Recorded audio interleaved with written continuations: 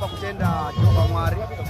Ndikaenditi kwamuri mose kwamungadai muri kumativi ose enyika. Tinofara kukukwadzisai muzita raTenzi Jesu Kristu ane nyasha ane rudo runosanganisa vana vake. Panzvimbo ino tiri pamwe, tiri murudo tichirumbidza Tenzi wedenga. Tiri pano pamabachada uri munamati wetiri. Zvese zvakarongedzeka, toda kutenda umwe naumwe azvipira kuuya umba pamabachada kubata basa rakadai nokuti zvinoitwa nenyasha dzaTenzi uye zvinoitwa nerudo.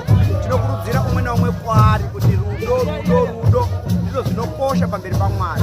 Tikafamba neivhangeri shoko raMwari tiri murudo, tinoita basa rinenge rakakura uye tinoita basa rinofadza Mwari. Saka tinokurudzira umwe naumwe kuti aitewo zvakadai, kuti tese patiri ipopo tinge teisangana techitaura ngezvaMwari, teitaura ngezverudo, techifara techinga tiri pamwe chete techirumbidza Mwari. Saka tinokukurudzirai hama mudikana kwouri ikoko kuti Mwari ari kutaura newe panguva dzino kuti uitewo zvakadai, udaidze mbungano yaJehovha Mwari paumba pako, teuya paumba pako toita basa raMwari rakafanana izvi.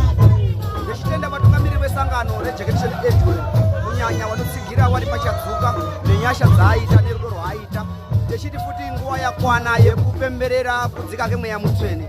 Tiri kukurudzirana kuti nhasi kutanga nhasi kuenda mberi kusvika musi 17 todi kana kusangana pachadzuka kuti tese tirumbidze Mwari tiri pamwe chete.